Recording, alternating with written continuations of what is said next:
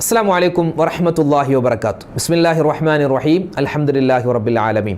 സ്നേഹ ബഹുമാനം നിറഞ്ഞ സത്യവിശ്വാസികളെ, ഉമ്മമാരെ, അല്ലാഹു തആല നമ്മളെല്ലാവരെയും ഖൈറിൻ്റെ അഹ്ലുകാരിൽ ഉൾപ്പെടുത്തട്ടെ. നമ്മുടെ പ്രയാസ പ്രശ്നങ്ങൾ പടച്ചവൻ മാറ്റിത്തരട്ടെ. ആമീൻ.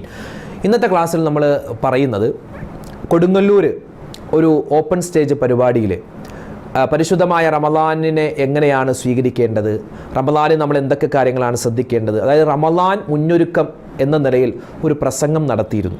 അപ്പോൾ അതിൻ്റെ പ്രസക്തമായ ചില ഭാഗങ്ങൾ ഇൻഷാ അല്ലാഹ് ഇന്നത്തെ ക്ലാസ്സിൽ നമുക്ക് കേൾക്കാം. അതോടൊപ്പം തന്നെ നമ്മളിലേക്ക് പരിശുദ്ധമായ റമളാൻ കടന്നു വരികയാണ്. അപ്പോൾ ആ കടന്നു വരുന്ന റമളാനിനെ എങ്ങനെയാണ് നല്ലതുപോലെ സ്വീകരിക്കേണ്ടത്, പ്രയോജനപ്പെടുത്തേണ്ടതെന്നൊക്കെ ഇന്നത്തെ ക്ലാസ്സിൽ, ഇന്നത്തെ പ്രഭാഷണത്തിൽ നമുക്ക് കേൾക്കാം. അല്ലാഹു തആല നമ്മുടെ സദസ്സിനെ സ്വീകരിക്കട്ടെ. ആമീൻ. വിശുദ്ധമായ റമളാൻ മാസം കടന്നു വരുമ്പോ ഉസ്താദുമാരെല്ലാം നമുക്ക് ഓതിത്തരുന്ന ഒരു ആയത്തുണ്ട്. വിശുദ്ധമായ സൂറത്തുൽ ബഖറയുടെ 183-ാമത്തെ ഒരു ആയത്ത്. എന്താ ആയത്തിൽ അല്ലാഹു പറയുന്നത്?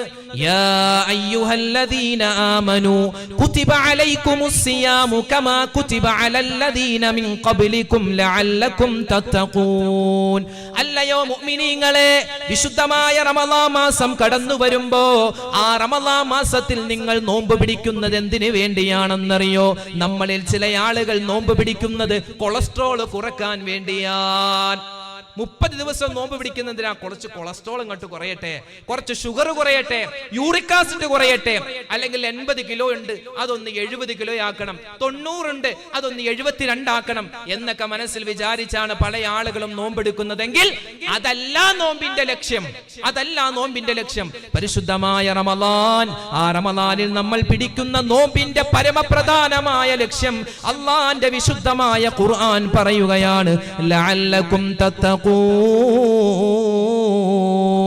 നിങ്ങൾ തഖ്വയുള്ളവരാവാൻ വേണ്ടിയാ, സൂക്ഷ്മതയുള്ളവരാവാൻ വേണ്ടിയാ അല്ലാഹുവിന്റെ റസൂൽ മുത്തുനബി മുഹമ്മദ് മുസ്തഫ സല്ലല്ലാഹു അലൈഹി വസല്ലമ തങ്ങളുടെ അടുക്കലേക്ക് കടന്നു വരികയാണ്. മഹാനായ സഹ്ൽ ബിൻ സഅദ് റളിയല്ലാഹു തആല അൻഹു, സഹ്ൽ ബിൻ സഅദ് റളിയല്ലാഹു തആല അൻഹു കടന്നു വന്നപ്പോ അല്ലാഹുവിന്റെ ഹബീബ് പറയുകയാണ്, സഹലേ ലികുല്ലി ഷൈഇൻ സകാത്ത്, ലോകത്തുള്ള മുഴുവൻ വസ്തുക്കൾക്കും സകാത്ത് കൊടുക്കണം സഹലേ.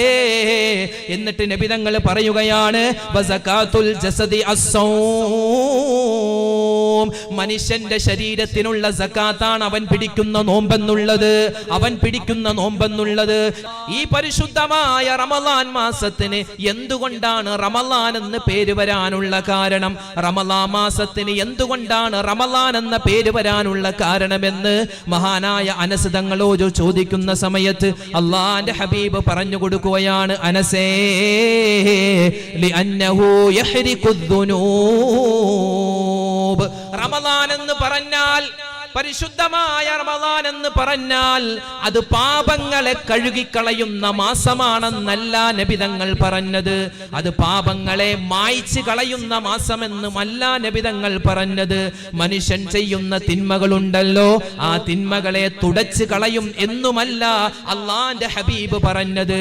മനുഷ്യൻ ചെയ്യുന്ന തെറ്റുകൾ, അവൻ ചെയ്യുന്ന പാപങ്ങൾ, അവൻ ചെയ്യുന്ന ദോഷങ്ങൾ, അവൻ ചെയ്യുന്ന തിന്മകൾ എല്ലാം കരിച്ചു കളയുന്ന മാസമാണ് അനസേ പരിശുദ്ധമായ റമളാൻ എന്ന് അല്ലാഹുവിന്റെ ഹബീബ് മുത്തുനബി മുഹമ്മദ് മുസ്തഫ സല്ലല്ലാഹു അലൈഹി വസല്ലമ തങ്ങൾ പറയുകയാണ്, എന്റെ ശബ്ദം കേൾക്കുന്ന ഉമ്മമാരെ, ഉപ്പമാരെ, പരിശുദ്ധമായ റമളാൻ നമ്മളിലേക്ക് കടന്നു വരികയാണല്ലോ. അല്ലാഹുവിന്റെ ഹബീബ് പറയുകയാണ്, വിശുദ്ധമായ റമളാൻ മാസം കടന്നു വരുമ്പോ, ആ റമളാൻ കടന്നു വരുന്നതിന് മുമ്പ്, ആ റമളാൻ മാസം കടന്നു വന്ന് ആ പരിശുദ്ധമായ നോമ്പ് പിടിക്കുന്നതിന് മുമ്പ്, ആ റമളാനിലുള്ള തറാവീഹ് നിസ്കരിക്കുന്നതിന് മുമ്പ്, ആ പരിശുദ്ധമായ റമളാനിൽ നമ്മൾ ഖുർആൻ ഓതുന്നതിന് മുമ്പ്, ഇഅ്തികാഫ് ഇരിക്കുന്നതിന് മുമ്പ്, നോമ്പ് തുറപ്പിക്കുന്നതിന് മുമ്പ്, അതുപോലെ സ്വതക്ക ചെയ്യുന്നതിന് മുമ്പ് അല്ലാഹുവിന്റെ റസൂല് പറയുകയാണ്, നിങ്ങൾക്ക് നരകത്തിൽ നിന്നും മോചനം വേണോ, നരകത്തെ തൊട്ടുള്ള കാവൽ വേണോ, പരിശുദ്ധമായ റമളാൻ മാസം കടന്നു വരുന്നതിന് മുമ്പേ നിങ്ങൾക്കതിന് വലിയ ഒരു അവസരമുണ്ട്. എന്നിട്ട് അല്ലാഹുവിന്റെ ഹബീബ് പറയുകയാണ്, മൻ ഫരിഹ ബിദുഖൂലി റമളാൻ നമ്മളെങ്ങാനും ഈ ഒരു സമയത്ത് നമ്മുടെ മനസ്സിൽ കരുതുകയാണ്, എന്താ അള്ളാന്റെ ഹബീബ് പറയുന്നത്, പരിശുദ്ധമായ റമളാൻ മാസം കടന്നു വരുന്നതിൽ ഏതെങ്കിലും ഒരു മനുഷ്യൻ സന്തോഷിച്ചാൽ, റമളാൻ കടന്നു വരികയാണല്ലോ, വിശുദ്ധമായ നോമ്പ് വരികയാണല്ലോ, എനിക്ക് ഒരുപാട് ഖത്മുകൾ തീർക്കണം, എനിക്ക് ഒരുപാട് ഖുർആൻ ഓതണം, എനിക്ക് ഒരുപാട് സ്വതക്ക ചെയ്യണം, എനിക്ക് ഒരുപാട് നേരം പള്ളിയിൽ ഇഅ്തികാഫ് ഇരിക്കണം, എനിക്ക് ഒരുപാട് സുന്നത്ത് നിസ്കരിക്കണം, തസ്ബീഹ് പറയണം, തക്ബീർ പറയണം, സ്വലാത്ത് പറയണം എന്നെങ്ങാനും ഏതെങ്കിലും ഒരു ഉമ്മയോ ഏതെങ്കിലും ഒരു വാപ്പയോ മനസ്സിൽ കരുതിയാൽ, പരിശുദ്ധമായ റമളാൻ മാസം വരുന്നു എന്ന സന്തോഷ വാർത്ത മനസ്സിൽ കൊണ്ടുവന്ന നബി തങ്ങൾ പറയുകയാണ്, ഹറമല്ലാഹു ജസദഹു അലൻ നീറാൻ, അവന്റെ ശരീരമുണ്ടല്ലോ, അവന്റെ ശരീരത്തെ അല്ലാഹു തആല കത്തിക്കാളുന്ന നരകത്തിൽ നിന്നും മോചിപ്പിക്കുന്നതാണെന്ന് ലോകത്ത് ഇതുവരെ കളവ് പറയാത്ത ആദരവായ മുത്തുനബി മുഹമ്മദ് മുസ്തഫ സല്ലല്ലാഹു അലൈഹി വസല്ലമ തങ്ങൾ പറയുകയാ. റമളാൻ വരണ്ട, റമളാൻ വരുന്നതിന് മുമ്പ് 13 ദിവസം കഴിഞ്ഞാൽ റമളാൻ വരും, അൽഹംദുലില്ലാഹ് എനിക്ക് ഒരുപാട് പേരെ നോമ്പ് തുറപ്പിക്കണം, എനിക്ക് ഒരുപാട് ഖത്തം തീർക്കണം, അങ്ങനെ ചിന്തിച്ച് മനസ്സിൽ ഒരു സന്തോഷം വന്ന നരകത്തിൽ നിന്ന് മോചനമാണെന്ന നമ്മൾ ഇപ്പോഴേ ചിന്തിക്കുന്നത് എന്താ അറിയോ? നമ്മൾ ചിന്തിക്കും, പടച്ചോനെ നല്ല മാർച്ച് മാസം നല്ല വെയിൽ, ഈ സമയത്താണോ നോമ്പിന് വരാൻ പറ്റിയത്, നമ്മൾ അങ്ങനെ ചിന്തിക്കുന്നത്. ഇപ്പോഴേ ഞാനൊക്കെ പറയാൻ തുടങ്ങി, ഈ പ്രാവശ്യം നോമ്പ് ഭയങ്കര കഷ്ടമായിരിക്കും, ഭയങ്കര പ്രയാസം, ഭയങ്കര വെയിലാണ്, ചുട്ടുപൊള്ളുന്ന വെയിലാണ്, നമ്മുടെ മക്കളൊക്കെ ആ നോമ്പ് പിടിച്ചായിരിക്കും ഒരു പക്ഷേ പരീക്ഷയ്ക്ക് പോകുന്നത്. അല്ലാഹ് നമ്മുടെ മക്കളുടെ എല്ലാവരുടെയും പരീക്ഷകൾ അല്ലാഹു എളുപ്പത്തിലാക്കി കൊടുക്കുമാറാവട്ടെ. അല്ലെ, 1ാം ക്ലാസ് മുതൽ ഇങ്ങോട്ട് എണ്ണിയാൽ 10ാം ക്ലാസ്, +1, +2, ഡിഗ്രി, PG എല്ലാവരുടെയും പരീക്ഷകൾ അല്ലാഹു തആല എളുപ്പത്തിലാക്കി കൊടുക്കുമാറാവട്ടെ. അവർക്ക് അല്ലാഹു തആല പഠിക്കുന്നതിനനുസരിച്ച് എഴുതാനുള്ള തൗഫീഖ് അല്ലാഹു കൊടുക്കുമാറാവട്ടെ. പല ആളുകളും ഉസ്താദ് ദ്വാരം ഇനി പഠിക്കൊന്നും വേണ്ട. ചില ആളുകളുണ്ട് ഉസ്താദിന്റെ അടുക്കലും പേന മന്ത്രിക്കാൻ വരും, മന്ത്രിക്കണ്ടെന്നും പറയുന്നില്ല, പേന മന്ത്രിക്കാൻ വരും. എന്നിട്ടോ പരീക്ഷ എഴുതിയിട്ട് തിരിച്ചു വരുമ്പോ എങ്ങനെ ഉണ്ടാകുന്ന പരീക്ഷ, ഉസ്താദിന്റെ മന്ത്രിക്കൽ അങ്ങോട്ട് പോരാ. എന്നാ ഇവൻ പഠിക്കാനിട്ടല്ല, മറിച്ചോ ഇതേ ഉസ്താദിന്റെ മന്ത്രം അങ്ങോട്ട് പോരാ, ഈ പേന വെച്ച് അങ്ങോട്ട് എഴുതാൻ പറ്റില്ല. അപ്പൊ പഠിക്കുന്നതോടൊപ്പം തന്നെ അള്ളാഹുവിലേക്ക് ദുആരക്കണമെന്നാണ്. പഠിക്കുന്നതോടൊപ്പം തന്നെ പടച്ചോനെ ഞാൻ പഠിച്ചതൊക്കെ എനിക്ക് ഓർമ്മയിൽ നിർത്തി എനിക്ക് എഴുതാനുള്ള തൗഫീക്ക് നൽകണേ എന്നാണ് ദുആരക്കേണ്ടത്. അള്ളാഹു തആല നമ്മുടെ മക്കൾക്ക് എല്ലാവിധത്തിലുള്ള ഖൈറും സലാമത്തും ഏറ്റി കൊടുത്ത് അനുഗ്രഹിക്കുമാറാവട്ടെ. അങ്ങനെ പരിശുദ്ധമായ റമളാൻ മാസം കടന്നു വന്നാൽ നബി തങ്ങൾ പറയുകയാണ്, അവ്വലുഹു റഹ്മ വ ഔസതുഹു മഗ്ഫിറ വ ആഖിറുഹു ഇത്കും മിനന്നാർ. പരിശുദ്ധമായ റമളാൻ മാസത്തിന്റെ ആദ്യത്തെ 10 ദിവസങ്ങളുണ്ടല്ലോ, അത് പരിശുദ്ധമായ അള്ളാഹുവിന്റെ ഭാഗത്ത് നിന്ന് കിട്ടുന്ന റഹ്മത്തിന്റെ കാരുണ്യത്തിന്റെ 10 ദിവസങ്ങളാണ്. നമ്മളൊക്കെ എല്ലാ ദിവസവും പരിശുദ്ധമായ റമളാനിന്റെ ആദ്യത്തെ 10 ദിവസങ്ങളിൽ ദുആ ചെയ്യുമല്ലോ. എന്താണ് ദുആ ചെയ്യുന്നത്? അല്ലാഹുമ്മ അർഹംനി യാ അർഹമർ റഹീമീൻ. പടച്ച റബ്ബേ, എനിക്ക് നീ കരുണ തരണേ അല്ലാ, എനിക്ക് നീ കരുണ ചെയ്യണേ അല്ലാ എന്ന് നമ്മളെല്ലാവരും ദുആ ചെയ്യാറുണ്ടല്ലോ. എന്തിനാണ് നമ്മൾ ഇങ്ങനെ ദുആരക്കുന്നത്? എന്തിനാണ് അള്ളാഹുവിന്റെ കരുണയെ നമ്മൾ ചോദിച്ചു വാങ്ങുന്നത്? ഒരു ദിവസം മദീന പള്ളിയിലേക്ക് കടന്നു വരികയാണ് ലോകത്തിന്റെ നേതാവ് അഷ്റഫുൽ ഖൽഖ് നബി മുഹമ്മദ് മുസ്തഫ സല്ലല്ലാഹു അലൈഹി വസല്ലമ തങ്ങൾ കടന്നു വരുമ്പോ ഒരുപാട് സ്വഹാബിമാര് മദീനത്തെ പള്ളിയിൽ ഇരുന്നിട്ടതാ ഇഅ്തികാഫിൽ ഇരുന്നിട്ട് അവർ ഖുർആൻ ഓതുകയാ. കുറച്ച് സ്വഹാബിമാര് വട്ടം കൂടിയിട്ട് ദിക്ർ പറയുകയാ, കുറച്ചു പേര് സ്വലാത്ത് പറയുകയാ, കുറച്ചു പേര് നിസ്കരിക്കുകയാ. ആ സമയത്ത് അല്ലാഹുവിന്റെ ഹബീബ് ചോദിക്കുകയാണ്, സ്വഹാബാ നിങ്ങൾ ഒരുപാട് പേര് നിസ്കരിക്കുന്നുണ്ടല്ലോ, ഒരുപാട് പേര് ഖുർആൻ ഓതുന്നുണ്ടല്ലോ, ഒരുപാട് പേര് ദിക്റുകളും മറ്റ് തസ്ബീഹുകളും പറയുന്നുണ്ടല്ലോ, നിങ്ങൾ ചെയ്യുന്ന ഈ ഇബാദത്തുകൾ കൊണ്ട് നാളെ അല്ലാഹുവിന്റെ സ്വർഗ്ഗത്തിലേക്ക് നിങ്ങൾക്ക് കടക്കാൻ പറ്റുമെന്ന് നിങ്ങൾ വിചാരിക്കുന്നുണ്ടോ? ആ സമയത്ത് അല്ലാഹുവിന്റെ ഹബീബിനോട് ആ സ്വഹാബിമാര് പറയുകയാ, നബിയേ ഞങ്ങൾ ഞങ്ങൾ നിസ്കരിക്കുന്നത്, ഞങ്ങൾ നോമ്പ് പിടിക്കുന്നത്, ഞങ്ങൾ ഖുർആൻ ഓതുന്നത്, ഞങ്ങൾ സ്വതക്ക കൊടുക്കുന്നത് ഞങ്ങൾക്കെല്ലാവർക്കും ആ സ്വർഗത്തിലേക്ക് കടക്കാൻ വേണ്ടിയാ, സ്വർഗത്തിൽ പ്രവേശിക്കാൻ വേണ്ടിയാണ് ഞങ്ങൾ ഇബാദത്ത് ചെയ്യുന്നത്. ആ സമയത്ത് അല്ലാഹുവിന്റെ ഹബീബ് പറയുകയാണ്, പറ്റില്ല സ്വഹാബ, ഇല്ല ഇല്ല സ്വഹാബത്തെ, ഇല്ല ഇല്ല സ്വഹാബത്തെ, നിങ്ങളുടെ ഇബാദത്തുകൾ കൊണ്ടൊരിക്കലും നിങ്ങൾ സ്വർഗത്തിലേക്ക് കടക്കില്ല. ഇല്ലാ റഹ്മതൻ മിനല്ലാഹ്, അല്ലാഹുവിന്റെ ഭാഗത്ത് നിന്നും കരുണയുണ്ടാവുണ്ട്. അല്ലാഹുവിന്റെ ഭാഗത്ത് നിന്നും കരുണ ഒന്നുകൊണ്ട് മാത്രമാണ് നിങ്ങൾക്ക് സ്വർഗത്തിലേക്ക് കടക്കാൻ പറ്റുകയുള്ളൂ.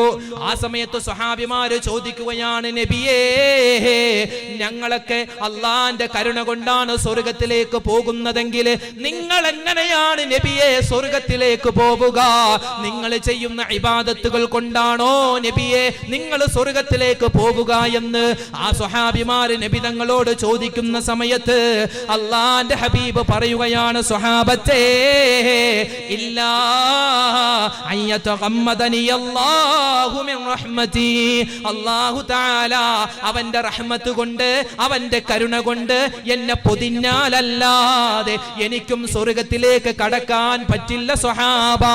അല്ലാഹുവിന്റെ ഹബീബ് പോലും പറഞ്ഞില്ലേ, എന്റെ ശബ്ദം കേൾക്കുന്ന ഉമ്മമാരെ, ഉപ്പമാരെ, നമ്മളൊക്കെ പരിശുദ്ധമായ റമളാനിൽ അല്ലാഹുവിനോട് ഏറ്റവും കൂടുതൽ ചോദിക്കേണ്ട ദുആയാണ്, ഏറ്റവും കൂടുതൽ ചോദിക്കേണ്ട ദിക്റാണ്, അല്ലാഹുമ്മർഹംനി യാ അർഹമർ റഹീമീൻ. അല്ലാഹുവേ, നിന്റെ കരുണ നീ എനിക്ക് തരണേ അല്ലാ. ഒരു മനുഷ്യന് അല്ലാഹുവിന്റെ കരുണ ഈ ദുനിയാവിലുണ്ടെങ്കിൽ മാത്രമാണ് അവൻ ഈ ദുനിയാവിൽ വിജയിക്കുക. അല്ലാഹുവിന്റെ കരുണയുണ്ടല്ലോ ആ മനുഷ്യന് മരിക്കുന്ന സമയത്ത് ഉണ്ടെങ്കിൽ മാത്രമാണ് അവനിക്ക് മുസ്ലിമായിട്ട് മരിക്കാൻ സാധിക്കുകയുള്ളൂ. അല്ലാഹുവിന്റെ റഹ്മത്ത് ഒന്നുകൊണ്ട് മാത്രമാണ് നാളെ ആരാരും സഹായിക്കാനില്ലാത്ത മഹ്ശറയിലെ അവനിക്ക് സ്വർഗം കിട്ടുകയുള്ളൂ. പരിശുദ്ധമായ റമളാൻ മാസം വരുമ്പോ ആദ്യത്തെ 10 ദിവസങ്ങളിൽ നമ്മൾ പറയേണ്ട ദുആയാണ്, മറന്നു പോവല്ലേ, അല്ലാഹുമ്മർഹംനി യാ അർഹമർ റഹീമീൻ. അത് കഴിഞ്ഞ് നമ്മളിലേക്ക് കടന്നു വരുന്ന രണ്ടാമത്തെ 10 ദിവസങ്ങള്, ആ രണ്ടാമത്തെ 10 ദിവസങ്ങളിൽ നമ്മൾ പറയുന്ന ദുആ ഏതാണ്? അല്ലാഹുമ്മഗ്ഫിർലി ദുനൂബി യാ റബ്ബൽ ആലമീൻ. പടച്ചവനേ, ജീവിതത്തിൽ അറിഞ്ഞും അറിയാതെയും ചെറുതും വലുതും രഹസ്യവും പരസ്യവുമായി ഒറ്റക്കും കൂട്ടായും ഒരുപാട് തെറ്റുകൾ ചെയ്തവനാ, ഒരുപാട് അബദ്ധങ്ങൾ ചെയ്തവനാ, ഒരുപാട് തിന്മകൾ ചെയ്തവനാ, ഒരുപാട് പാപങ്ങൾ ചെയ്തവനാ.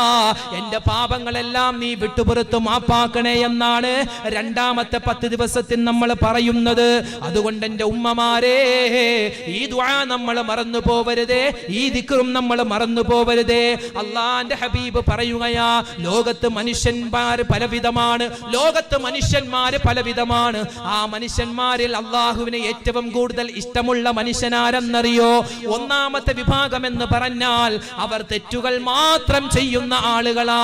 24 മണിക്കൂറും എന്നല്ല, അവരുടെ ജീവിതത്തിൽ മുഴുവനും സംഭവിക്കുന്നത് അബദ്ധങ്ങളാണ്, തെറ്റുകളാണ്, ദോഷങ്ങളാണ്. രണ്ടാമത്തെ വിഭാഗം ഏതെന്നറിയോ? അവരാരെന്നറിയോ? അവർ ഒരു തെറ്റും ചെയ്യാത്ത ആളുകളാ, ഒരു തെറ്റും ചെയ്യാത്തവരാ, 24 മണിക്കൂറും അല്ലാഹുവിനെ ഇബാദത്ത് ചെയ്യുന്നവരാ. മൂന്നാമത്തെ വിഭാഗം ഏതെന്നറിയോ?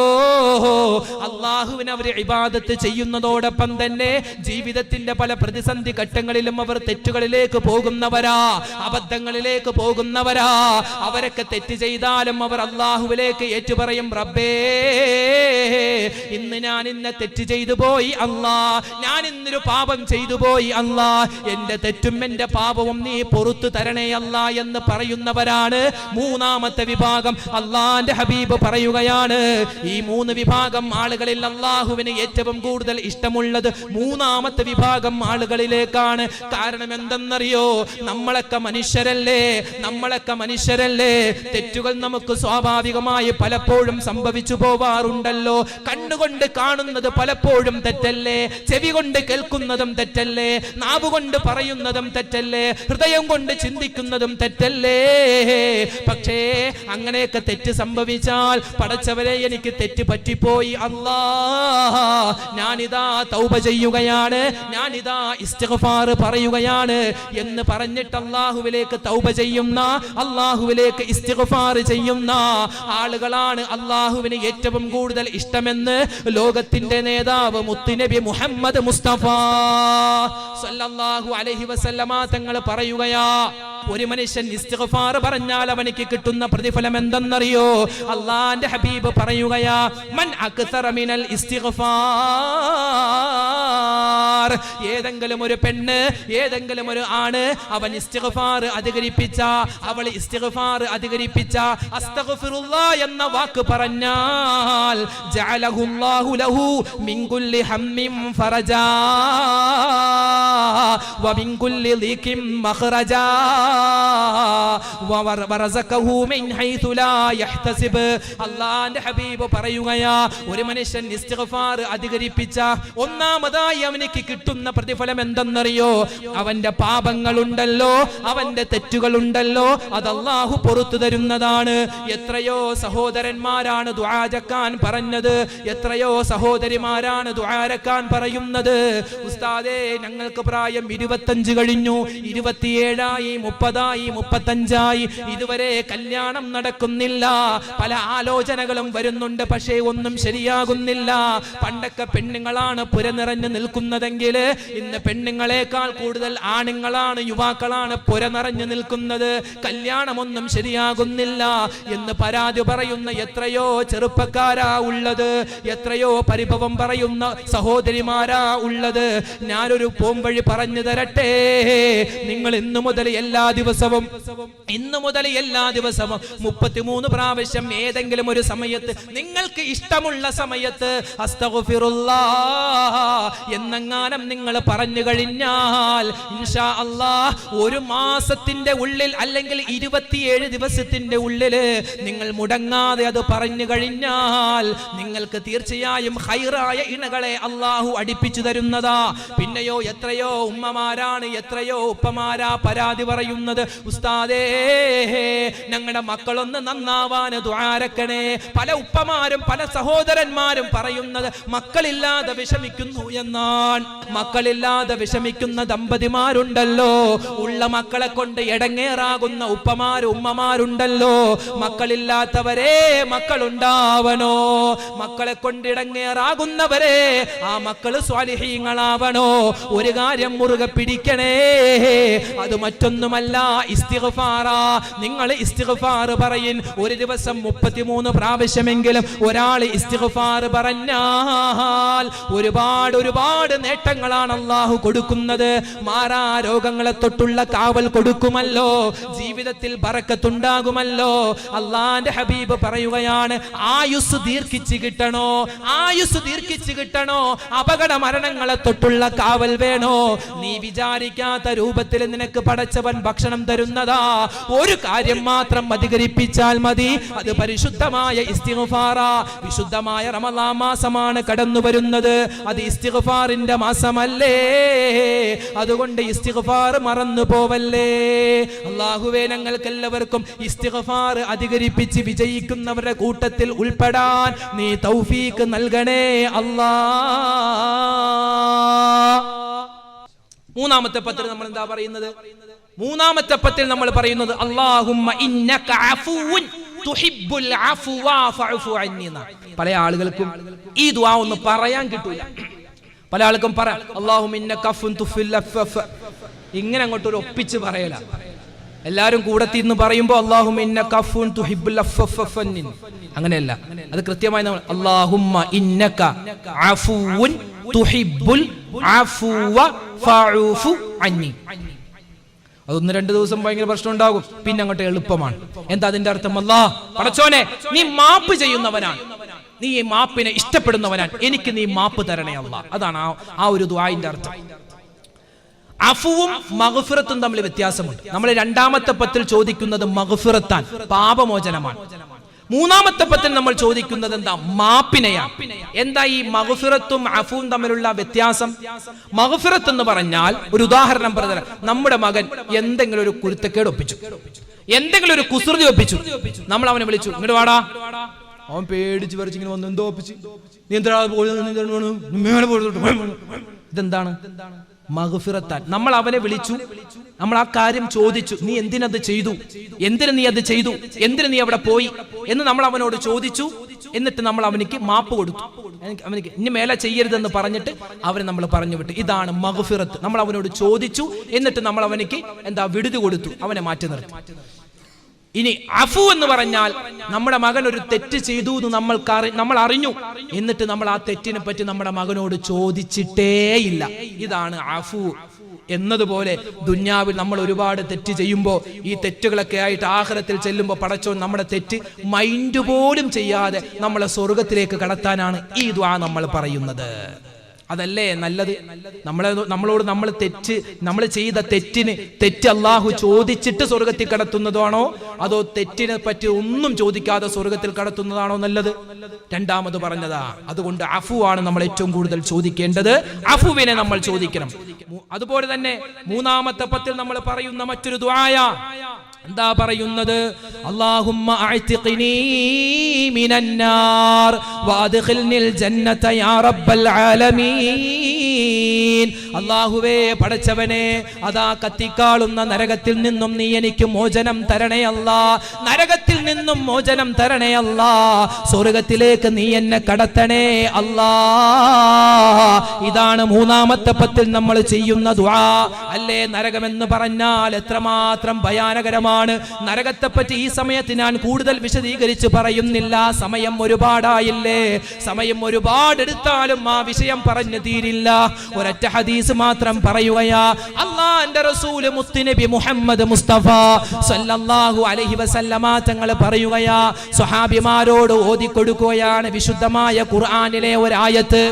വിശുദ്ധമായ ഖുർആനിലെ ഒരു ആയത്ത് നബി തങ്ങൾ ഓതിക്കൊടുക്കുകയാ. ഏതാണ് ആ ആയത്ത് എന്നറിയോ? യാ അയ്യുഹല്ലദീന ആമനൂ ഖൂ അൻഫുസകും വഅഹ്ലീകും നാറാ വഖൂദുഹാ അന്നാസു വൽ ഹിജാറാ.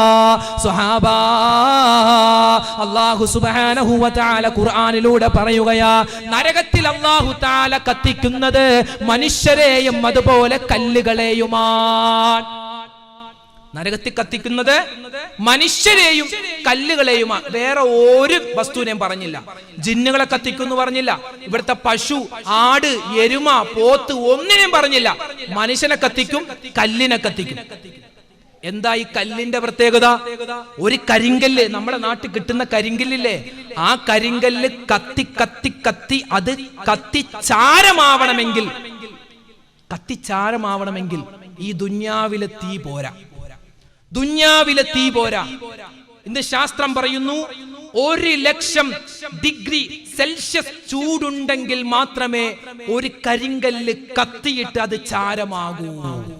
അപ്പൊ നരകത്തിന്റെ ചൂട് ഓർക്കാവുന്നതേ ഉള്ളൂ. അങ്ങനെ കല്ലുകൾ കത്തിച്ചാരമാകുന്ന ആ വലിയ തീയുള്ള ചൂടുള്ള ആ നരകത്തിലേക്കാണ് പാവപ്പെട്ട ഒന്നൊടിച്ചാൽ ഒടിയുന്ന എല്ലുള്ള എന്നെ നിങ്ങളെയൊക്കെ പടച്ചോൻ കാക്കുമാറാവട്ടെ മനുഷ്യരെ അല്ലാഹു തആല നരകത്തിലേക്ക് ഇടുന്നത്. അതുകൊണ്ട് എപ്പോഴും ദുആരക്കണം, അല്ലാഹുവേ പടച്ചോനെ, നരകം കണ്ണുകൊണ്ട് പോലും കാണുന്ന അവസ്ഥ നീ വരുത്തല്ലേ അല്ലാ എന്ന് നമ്മൾ ദുആരക്കണം. അല്ലാഹു തൗഫീഖ് നൽകട്ടെ, അല്ലാഹു തൗഫീഖ് നൽകട്ടെ. ഇൻഷാ അല്ലാഹ് നമ്മുടെ വിഷയം നമ്മൾ അവസാനത്തിലേക്ക് കൊണ്ടുവരികയാണ്. എന്നിട്ടോ നമ്മൾ വീണ്ടും ചോദിക്കുന്നു. എന്താ ചോദിക്കുന്നത്? അല്ലാഹുവേ, എനിക്ക് നീ സ്വർഗം തരണേ അല്ലാ, എനിക്ക് നീ സ്വർഗം തരണേ അല്ലാ.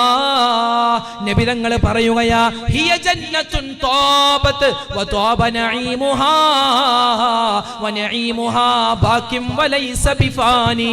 സ്വർഗത്തിൽ എന്ന് പറഞ്ഞാൽ അനുഗ്രഹങ്ങൾ ധാരാളമാണ്. സ്വർഗത്തിന്റെ വിശേഷണങ്ങൾ പറഞ്ഞാൽ തീരില്ല. സ്വർഗത്തിൽ എത്രമാത്രം വിശദീകരണങ്ങളാണ് െന്നറിയോ, എത്രമാത്രം സുഖരസങ്ങളാണെന്നറിയോ. പടച്ചവനെ, തെറ്റുകൾ ചെയ്യുന്ന, പാപങ്ങൾ ചെയ്യുന്ന ഞങ്ങളെ നീ അല്ലാഹുവേ ആ പാപങ്ങൾ പുറത്തു നൽകിയിട്ട് ആ സ്വർഗത്തിലേക്ക് ഞങ്ങളെ നീ പ്രവേശിപ്പിക്കണേ അല്ലാ. അൽഹംദുലില്ലാഹ്. ഇന്നത്തെ ക്ലാസ്സിൽ പരിശുദ്ധമായ റമദാനിനെ എങ്ങനെയാണ് സ്വീകരിക്കേണ്ടത്, റമദാനിൽ എന്തൊക്കെ കാര്യങ്ങളാണ് ശ്രദ്ധിക്കേണ്ടത് എന്നൊക്കെ നമ്മൾ പറഞ്ഞു. ഇതെല്ലാം നമ്മുടെ ജീവിതത്തിൽ അമൽ ചെയ്യാനുള്ള തൗഫീക്ക് നമുക്ക് നൽകി അനുഗ്രഹിക്കുമാറാവട്ടെ. ആമീൻ യാ റബ്ബൽ ആലമീൻ.